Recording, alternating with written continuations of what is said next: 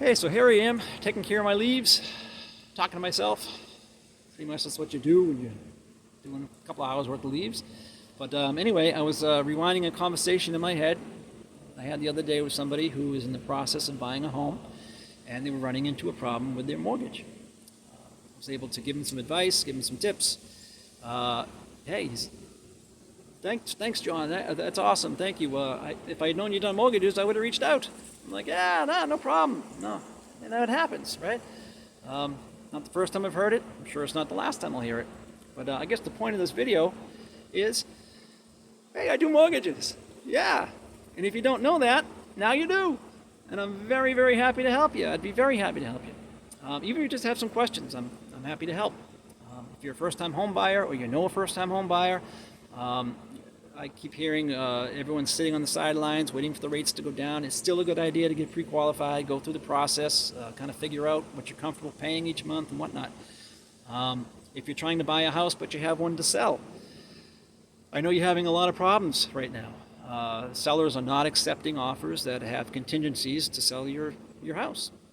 I can help you with that. I have access to a loan that's called a bridge loan. It's bridge financing. Basically, you can take the equity out of your house, use that for a down payment on the new one, and you have 6 months to sell your house. And in today's market, that's very doable, right?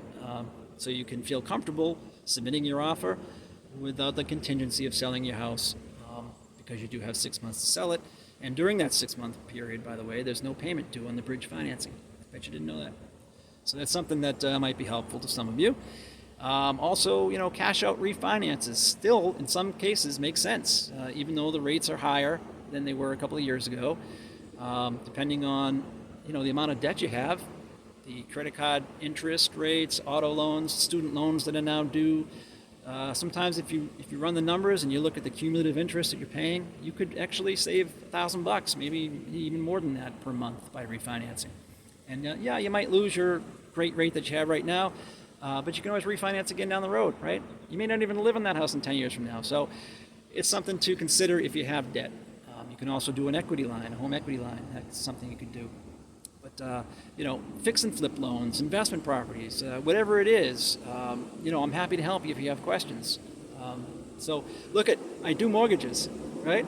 And if you have questions, I'd love to help you. Reach out, DM, call me, email me, whatever you need to do. I'd love to talk to you. Thanks.